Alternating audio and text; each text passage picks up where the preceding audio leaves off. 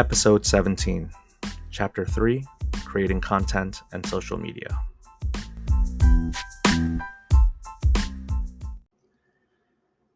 Welcome to episode 17 of The Card Diary by Hobby S. Thompson. I am your host, Denny Cards, the self-proclaimed jack of all trades and master of none within the hobby. You can find me on Instagram at Denny_cards and other social media platforms.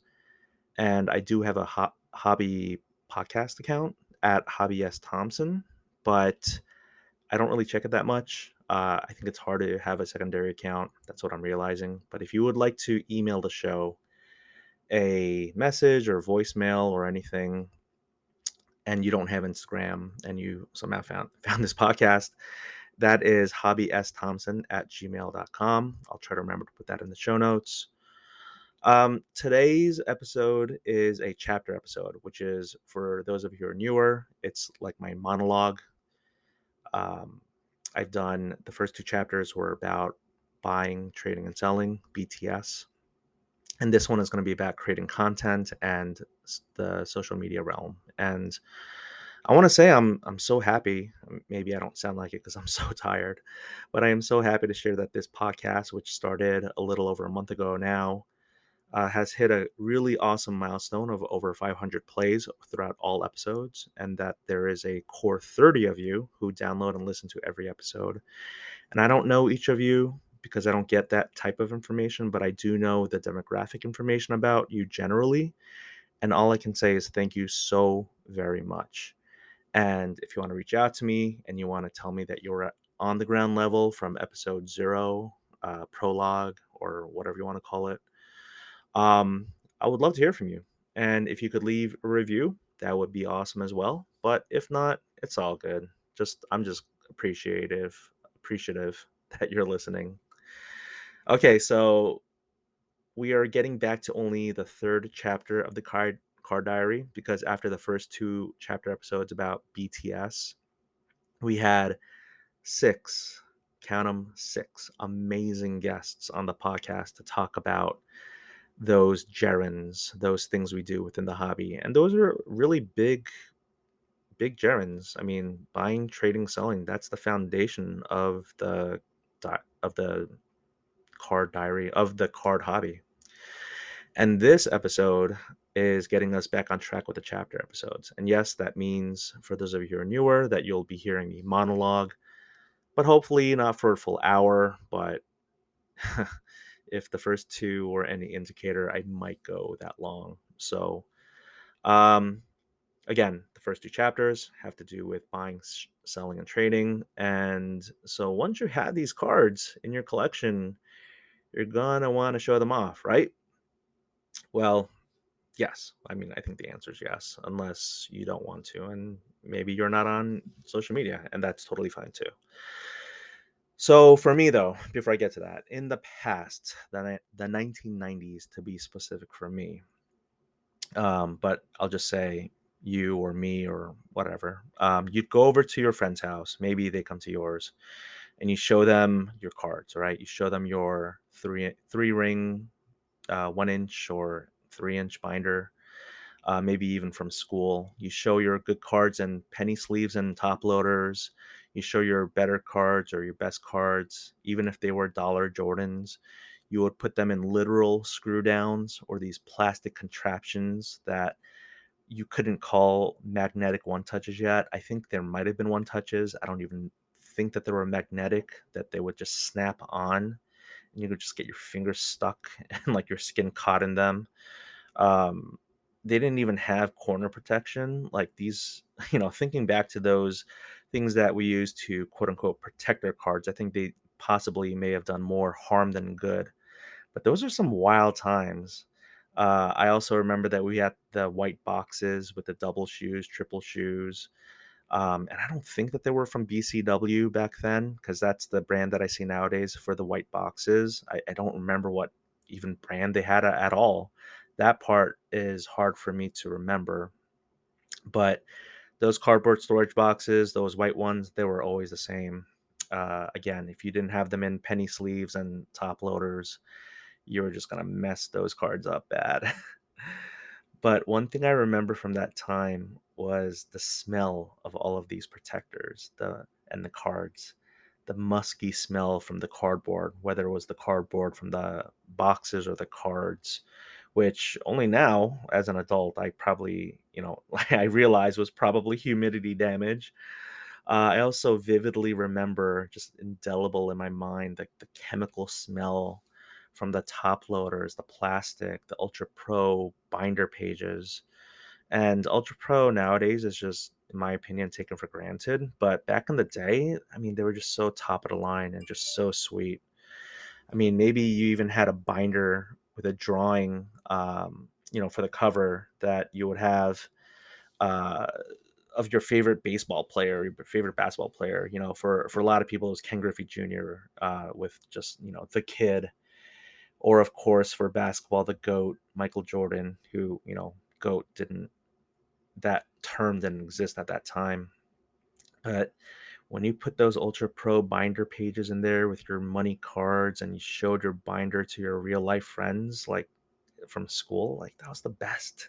That was the absolute best. And for some of us who are in our 40s, that was a long time ago. Some of the younger listeners, that was more recent. And yeah, nowadays, if you're lucky, you have a local community of card friends in real life. Maybe some people you're lucky to meet at your LCS, but more likely than not, and especially if you're listening to this podcast, you have social media and you have social media card friends. I mean, more likely than not, if you're one of my core listeners, we are Instagram card friends and we've DM'd. But this episode today, it's not about card storage, it's not about Ultra Pro because they're not an official sponsor, but it's about showing off your cards, connecting with card friends, building the community. So, yes, this is about social media, and I do plan to have at least a couple of awesome guests on to talk about social media and content creation in the hobby, and we are barreling toward national at the time of this recording in chapter 3. But this chapter about creating content and social media, it really is almost like a side quest in the grand scheme of things, and it's so optional, much like all the other future chapter episodes that I have this point going forward. Because I mean, quite honestly, you could be a huge collector and have zero social media presence. I mean, there are some folks who I talk with who talk about, like, you could be a millionaire sitting on $1 million card collection, and it's just an absolute museum. But it's just a museum for yourself, or maybe just your close family and friends. And if that's the case, more power to you. But for a lot of us in this day and age, we want to share our awesome cards with just these complete strangers on the internet, because we all know that complete strangers on the internet are the absolute nicest and most wonderful people in the world, right? No? Okay. We will get to trolling later in the episode, maybe. I don't know. But right now, I want to focus on taking that phrase literally and not just completely sarcastically. And that means, yeah, I mean, there are some people I've met on Instagram who have just been the kindest and the most supportive. I currently have, at the time of this recording, I have almost 5,000 followers on Instagram. And I'm not trying to like flex or humble brag here. And I don't even like using that word follower, but we all do follow each other, our accounts. But, it's just my opinion. There's no subjugation. There's no one person bigger or better than the other. I mean, some people have really expensive collections, some people have bigger platforms, but it doesn't make one person better than another. I truly believe that. And I do love following other collector accounts. So I guess I'm a follower too. But the main thing is, out of this, again, almost 5,000, and, at some point, maybe I'll surpass that milestone, which I don't think is going to be like much fanfare, but let's say there's a current core of 30 for the podcast. I would say there's like a core of like 75 to 100 who consistently like my posts. So some posts are just terrible, or just they don't land. And that's okay too, because there are a bunch of you that I DM with on a regular basis, bunch of you who reach out to me, bunch of you who I have reached out to, and from from who I learn and from, people who learn from me. And so that core group, that I feel like is currently my community. And I do have to say, like, it is really Instagram. It's not Facebook, not TikTok, not Twitter. I don't know what else is there, YouTube, Discord.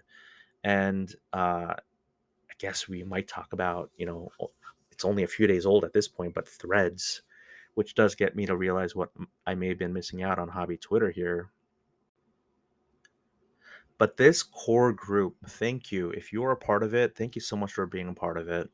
And it's just my opinion that Instagram is the best social media platform for the hobby because it is visually focused. And in particular, the visual medium being pictures. With any of these platforms that I just mentioned, you can post texts, pictures, videos, but there are some that excel at certain mediums than others. For example, could you take pictures of your cards, just put them up in a slide presentation on YouTube? You could, but we know that YouTube is more optimized for video, especially maybe like long form. But also you could do shorts, right? Twitter, it's more optimized for text and microblogging. TikTok, it's more optimized for short form video.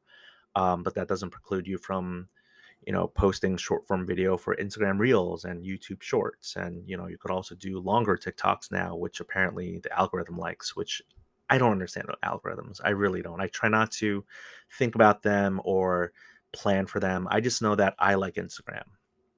And I've had a lot of fun posting content on Instagram. Um, and I'm not going to get too elementary with this stuff because now that I have a good read on my audience, I understand that the folks who listen to this are folks who already have social media, who have been in it for longer than me, who are not complete beginners to the hobby, and may very well have gotten back to the hobby sometime between 2020 and 2022. So I think you're familiar with your content consumption and what you like and what you don't like, whether it's in the form of consumption or producing. So, you know, um, so this is for you. Basically, just to summarize, and again, these are my opinions. We know, right? Like Facebook, it's for the older generation. Deals can be made there. I've been in part of some like 90s basketball groups where I bought some cards. um I think I did check up these numbers. So Facebook, I don't even have 200 friends or followers on there. I see my demographic information for my audience on TikTok, where I currently have a little bit over 1,000 followers, and it really does skew completely the opposite direction, where it's just a lot of teens and just younger people, in my opinion. And your mileage may vary, but I've called TikTok for cards for the hobby in the past a desolate wasteland for deals because I couldn't make it happen. But that doesn't mean that breaks don't happen there, that deals don't get made, that card sales and trades can't happen. It's just that I know that from the people who I've interacted with on TikTok that it really does skew just a lot younger. So on the younger end of the spectrum, you got TikTok. On the older end of the spectrum, you got Facebook. I think Instagram is right in the middle. And my demographic information bears that out as well. And but going to TikTok again, there that's not to say that there aren't some awesome content creators on there, because there really are, and some of them I hope to have on this podcast too. There's some great creators on there who are just so good at short form video. I've also heard Twitter can be a great place to buy, sell, and trade, but I just haven't been able to do it. And I'll very much admit, I currently have a paltry 22 followers on Twitter. I don't follow much. I don't check it much. I just know that when I just see these reposts and retweets, I just found it to be a completely cluttered experience. I know that there's a way to curate it and a way to mute, but I just never got into it. And so when it comes to social media, for me, it really is like the main way is Instagram. And maybe this is also where I just briefly talk about Threads, which, because this is about the third chapter being about social media, it really is perfect timing because on July 5th, the day right after the 4th of July, Meta decided to take Twitter head on and make this copycat version of their platform and make Threads, which was so easy to sign up for if you had an Instagram, account because it would just import all of your bio, your followers, your following, etc., from Instagram. And as of the time of this recording, I'm just a few days into Threads, where most of that time I was on family vacation, which in some ways was the absolute worst time to be introduced to a new social media platform, but it was also like the best time because it was so easy to just go in and check in, check out during the day, just micro blog, micro read. And I'm currently a little bit over 500 followers, most of which would came from Instagram. But I'm just finding that to be a pretty neat community, and it's just starting. And to be on the ground level of that is really cool. And I just remember that first night when Threads came out and people were just new there. It was almost like being in a new country or something. It's just like, and everyone's just like, hi, hi. And everyone's just so happy.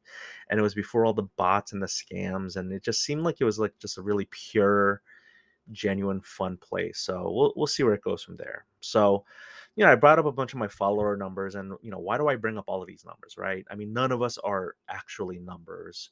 I know some people might say, the argument can be made, oh, I'm cloud chasing, but I do think it's important to keep in mind who your audience is, who the community is that you've surrounded yourself with, because I want to not only post or share what I think will get the most likes or views, because it's just my opinion. I think that's just a losing game.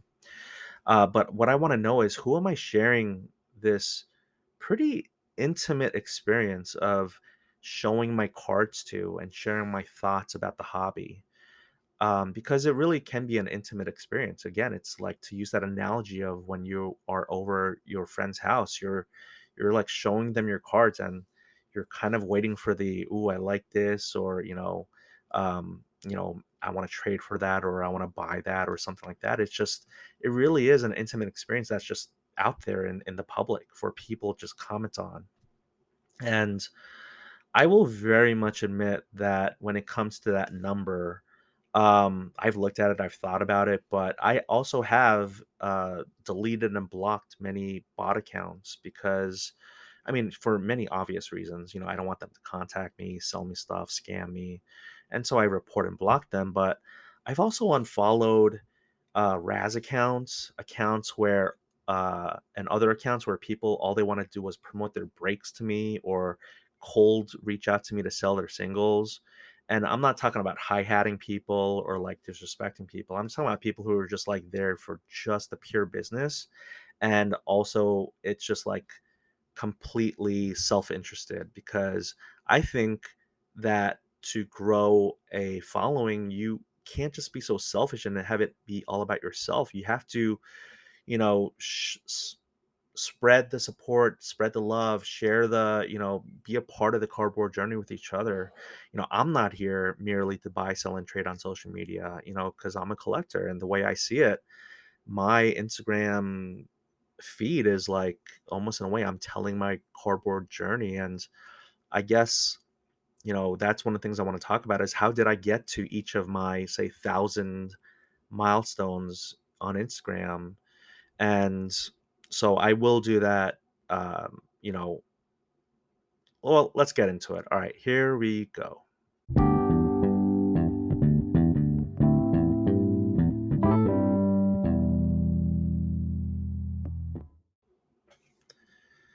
My first 1,000, I hit my first 1,000 in my first month on Instagram, and it was mainly by following as many accounts as I could and consuming other people's content. So it was almost like a follow for a follow. Like, I wasn't asking people to follow me, but I would just follow a lot of accounts, and I was basically just trying to figure out the landscape, this new country of Instagram, because before September 2022, I had no social media presence whatsoever on in the hobby. And I had a personal Instagram. Please don't go search for it, but basically I didn't post much on it. I really have no social media presence outside of cards, really. So literally my first post, which I went back to confirm, and I just want to tell a side story about this. It's actually my first three posts. They were about a local card shop in Delaware where I was family vacation, and I was just so happy to share on Instagram that I found the place, right? Because I was looking on Google and I had no clue. I was so new back into the hobby, but this owner was like this crusty old white dude who just got so upset at me and my father-in-law for not buying more in his shop. And this was like a complete tourist trap. It was in I mean, you can go back and see, but I don't wanna, like, just say the names of all the places and, I'm not here to, like, spread hate, but, you know, I feel like I can take this type of behavior on, like, head on, and I'm not afraid of confrontations. I am generally, I think, nowadays, like, a positive and happy person, but when this owner started to make my father-in-law feel guilty for not buying his cards, like, that's when I spoke up. And that's something I said in my post. I went back and read it. I said, "I would have never done that as a kid to, like, speak out or speak up against a card owner, like, at a local card shop." But that's when I realized, yeah, you know what? Like, I'm a man, I'm 40, you know? I mean, at the time, I was almost 40 because it was, like, the beginning of September, but, I just realized, like, this local car shop owner, he isn't bigger or better than me, but, as a kid, I did. I thought that these people were just I mean, yes, I was a kid, they were adults, but in the end, none of us are bigger or better than the other. And when this person was showing me and my father-in-law, who I dearly love, I just really was like, look, I'm not. That's not tolerable. I'm not accepting that. So, you know, some of us may have bigger platforms in the hobby, but I just don't think that any of us are untouchable deities or should be put up on these pedestals. So, although I do generally have positive content on my feed, I think my social media account was initially fueled by this like just deep anger and disappointment or resentment or something like that about this local card shop. As since then I found great hobby folks and great local card shops, but that one was yeah, that's kind of how my Instagram journey started. And I before I get to my next 1,000, I just found that more as more time went along, like, drama does unfortunately sell, and if I posted that now, I think people now who follow my account would say kind things and have my back, maybe even, like, clap back at the owner who he's not on Instagram, so it doesn't matter, but, I think generally, with some exceptions, I do make a conscious decision to focus on the positives of the hobby because I do find it more taxing and tiresome to focus on the negative and the drama. I feel like I've done my best to focus on the positives of the hobby. Yet, the first time I actually posted about scamming breakers or scamming within the hobby on Whatnot and what they could do, what Whatnot could do to improve the buyer experience, I had people come at me say, "Oh, I should focus on the positive," and I promise this isn't an episode about watchdogging, which I'm thinking about maybe having as a chapter episode down the road. But these people who are coming at me saying I should be more positive, like they didn't know me, they didn't know my contents. All they saw was that post that come across their feed and saw a lot of engagement on it and felt like they had to like have their say. But they didn't look at my previous 300 posts to see nothing but hobby positivity.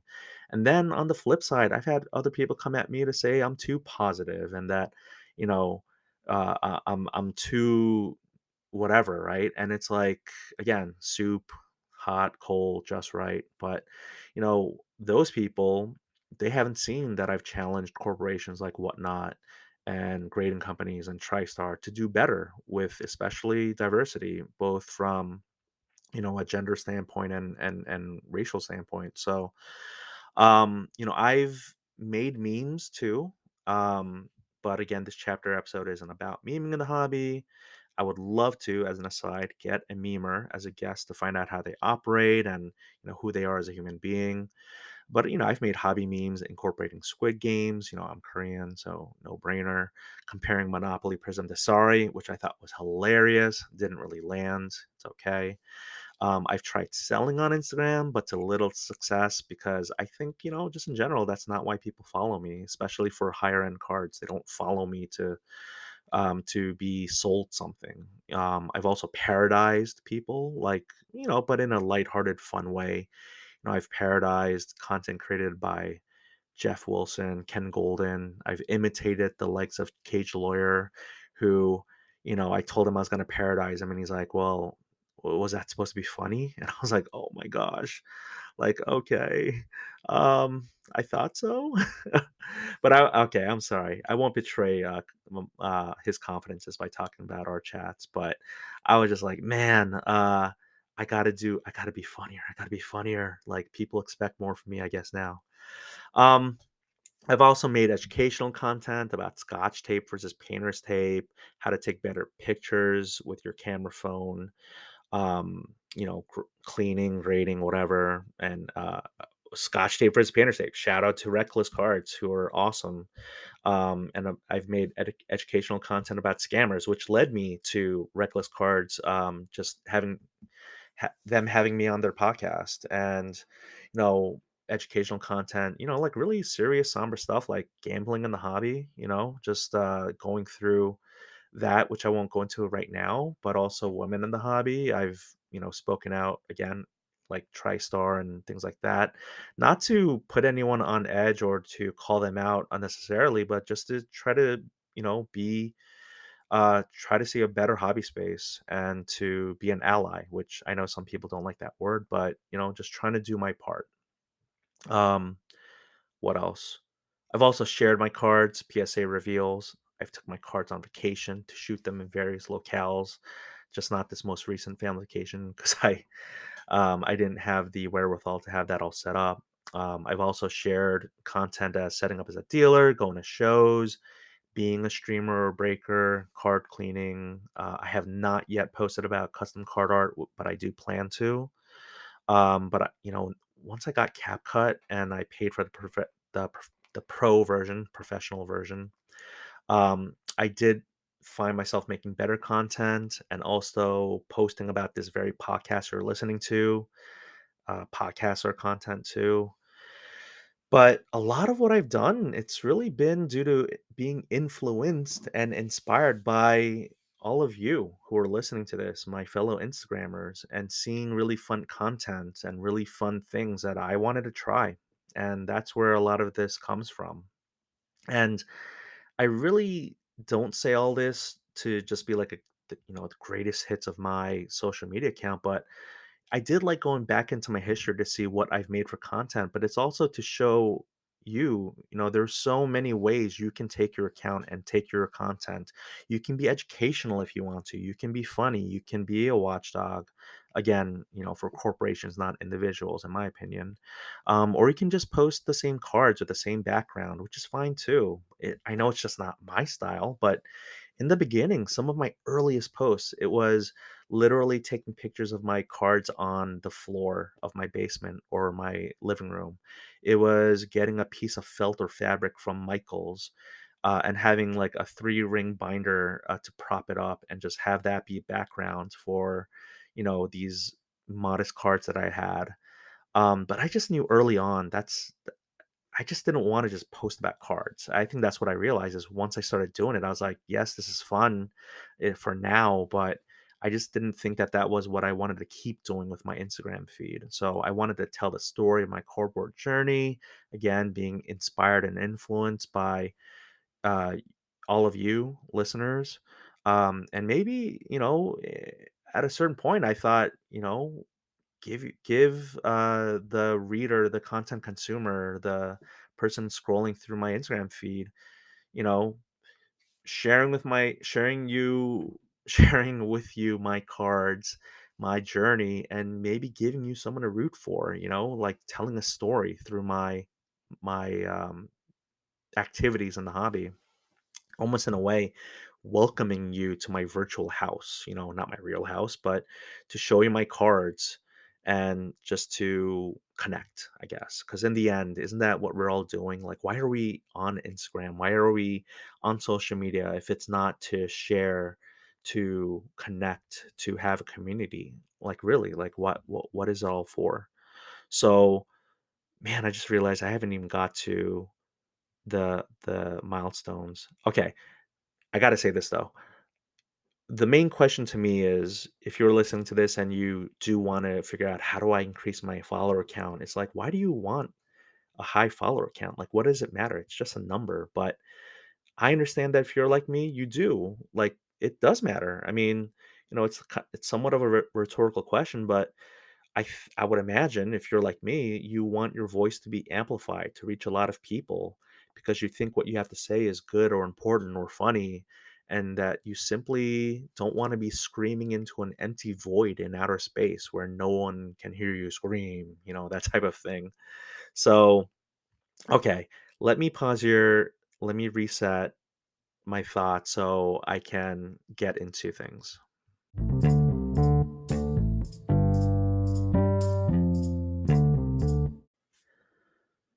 Okay, so here we go.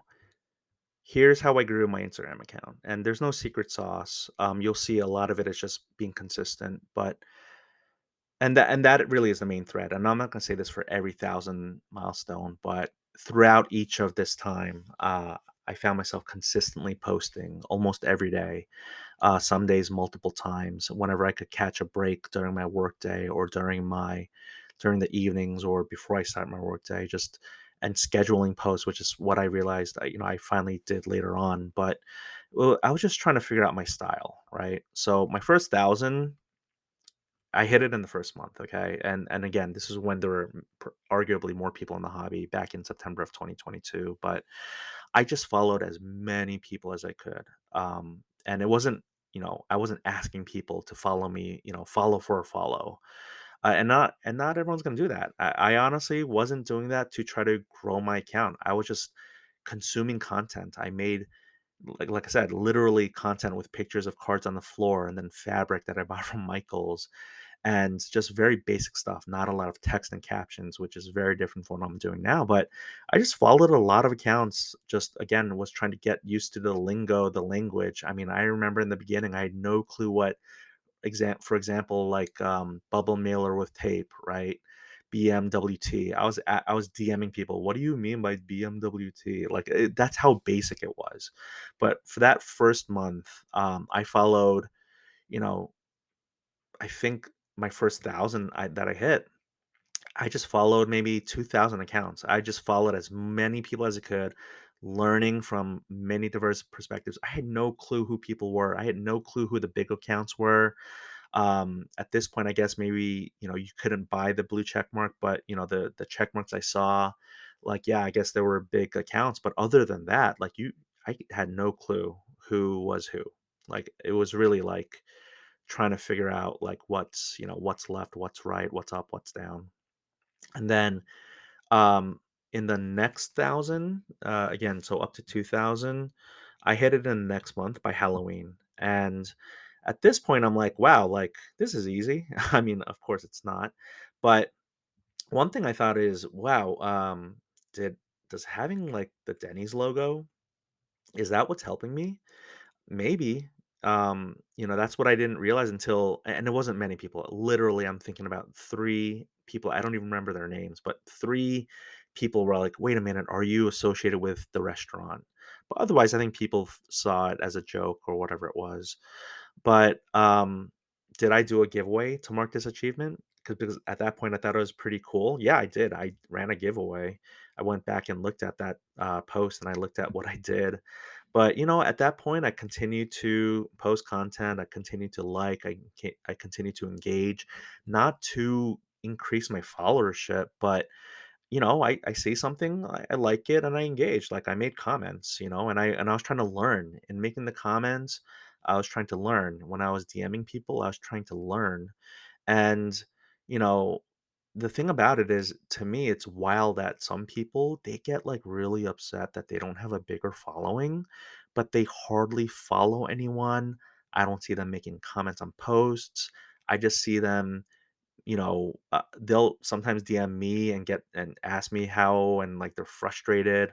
But like, when I look at their accounts, like they don't show their face, they don't show anything unique out of their opportunities with posts and stories. They don't tell stories. They're not trying to engage people. They just post pictures of their cards and they're like, "Why don't I have a bigger following? Oh, I share my whatnot breaks with everyone. Why do I not add more people?" It's like because people don't want to know about your breaks. I'm sorry to say, but let's move on. By Christmas time, I was close to 3,000. Again, I was thinking this is a piece of cake. At that point, I got deeper into creating video content, also with TikTok. I made many posts about a PSA submission with guesses on grades with emojis. Again, just trying something new and different. And that's always been my MO, is to try different things out. Again, the whole premise for this podcast.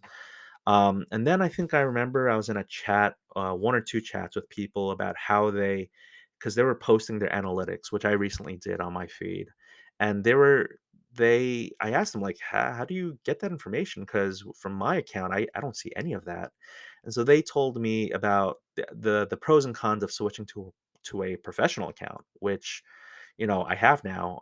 How that it was free, but that it had to be a completely public account, not just a private account.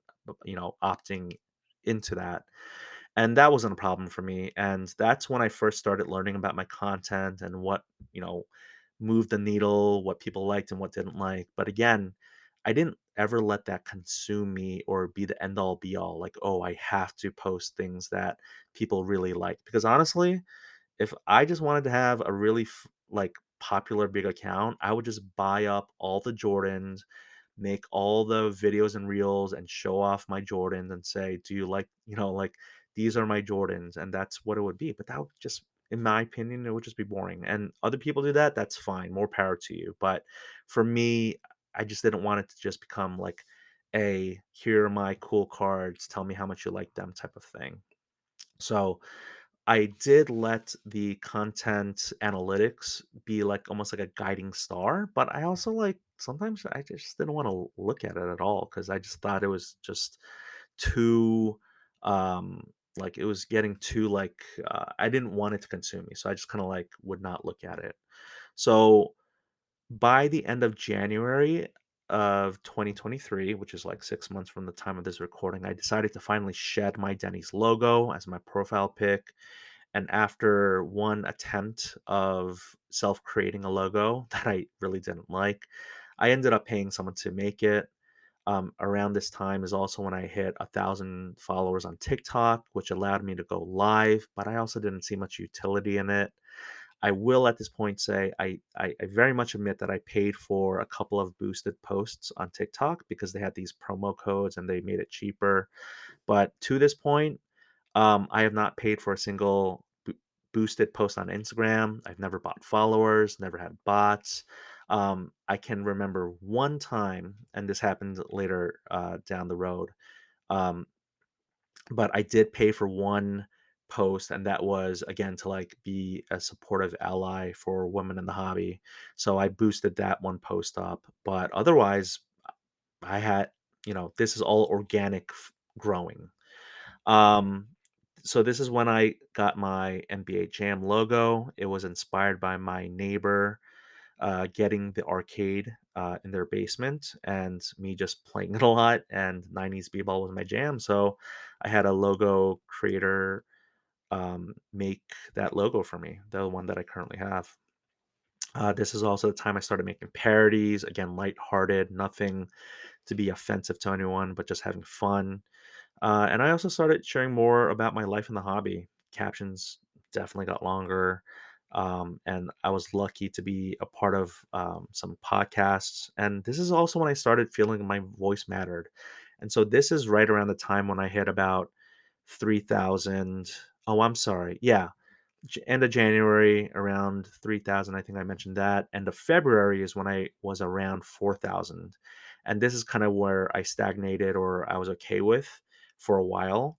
This is also the same time I decided to show my face after talks with other Asian creators and non-Asian creators within the hobby about representation and, the pros of doing it and weighing that with the cons. So I stabilized in followers, which I thought, oh, is it because I showed my face? I don't think it had anything to do with that. It really was just that, that was my saturation point. And I had a great chat with, I'll shout out, Alex Sports Card Stallion, who at that time, after we were on a podcast together with Reckless Cards, and the other podcast I had done at that time was with Rob G, Sports Card Therapist. Shout out to him as well. But he was the one. Oh my gosh, when it comes to these monologue episodes, I just find myself just like, I gotta catch my breath. But Alex, Sports Card Stallion, he was the one who told me about engagement percentage and how I should consider removing these bots and these, scam accounts and followers who are not engaging or who have like dead accounts. And at that point, I was already deleting scam accounts, but now I was like, oh, so these bots, like, I didn't ask them to follow me, but they're just following me, right? Or these people who follow me but don't, there's nothing. There's just no they're maybe they're old followers, but like they just don't do anything in Instagram anymore. They just basically they've left the hobby. So, I found out about the least interacted. I still follow a lot. I still follow over 4,000 accounts, but I whenever I would get these accounts with these random names and random numbers that had nothing to do with cards, and I would just click on them, and they have 0 posts, and, they have, we all know it, like, those links to things that, you know, that, are just not about the hobby, so I would just remove them, right? I would just say remove follower, and so my numbers were stagnating, but I was actually okay with that. Um, and also some people, like, I just outgrew being their follower. Like, it was just stale content. It was the same stuff over and over. I didn't learn from them. There was no engagement. So I also started unfollowing big card accounts that I just didn't enjoy anymore. That either intentionally or unintentionally made me feel inferior with my own collection. And the ones that I missed, or the ones that were really worth following again, I would follow again. But people are leaving the hobby, had dead or inactive accounts, and so I very much was at that point stuck in that 4 to 5,000 range, which where I'm still today. So what is that? End of February, so that's like 5 months, and I'm just so content with it. Like, I don't need to grow my follower accounts. I'm really okay with that. But I think that the more I make fun content, that invariably that organic following will grow, and if it does, great, and if it doesn't, it's all good too. It really is. Um, so let me pause there.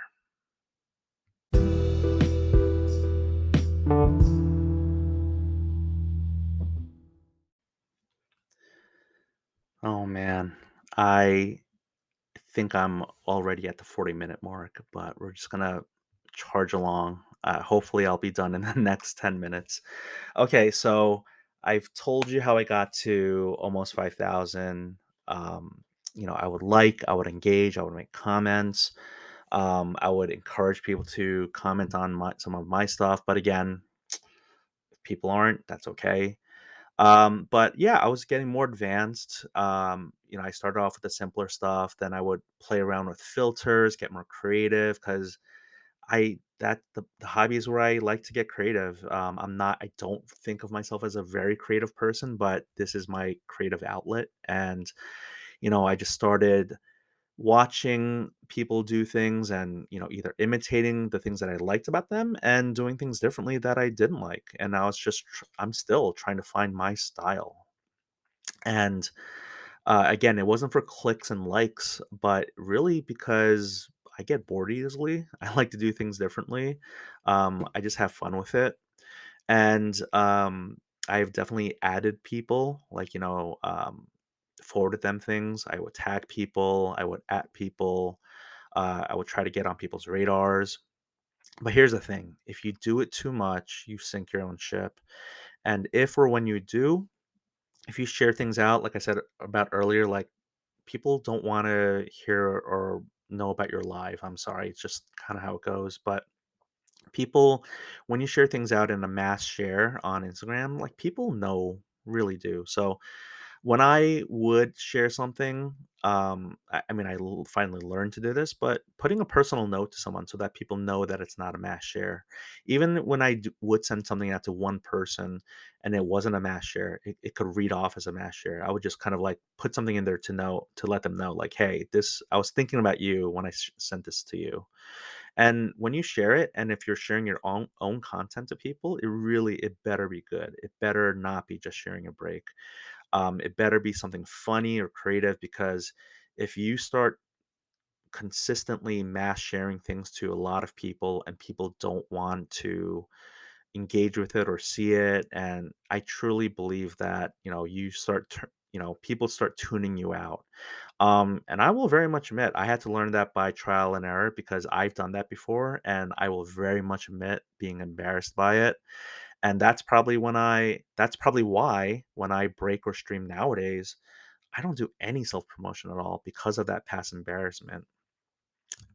Speaking of being embarrassed, um, once I started putting my face out there, I felt like, very conscious about my face, my body, my everything, I guess. But, for an example, in my very first video where I put my entire body on camera, I had someone else shoot the content for me.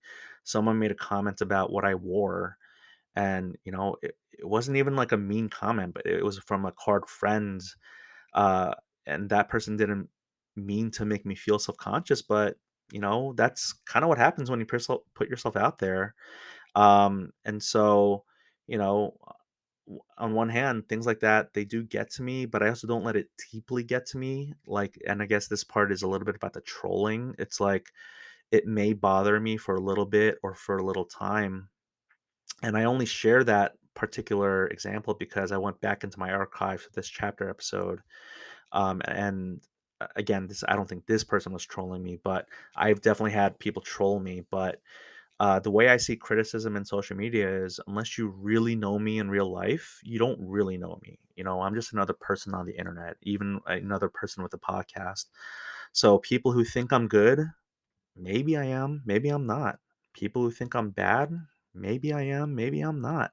But I know who I am, and the closest people around me, my friends and family, they know who I am. And so regarding criticism, I do find myself being my own biggest critic, which is something that I've actually been working on myself. But when it comes to the trolls and these people who have no clue who I am, just commenting and making these comments, or you should make this comment, or you should do that. I remember when I cracked these slabs, I did it for fun content, but people are like, you should do this, you should do that. I mean, it was nice. On one hand, they were like, I guess, concerned for my well-being, like my fingers and my safety. But like, go ahead and make your own content. Like, people are like, "Oh, that was really hard to watch." It's like, you don't no one asked you to watch it. No one forced you to, right?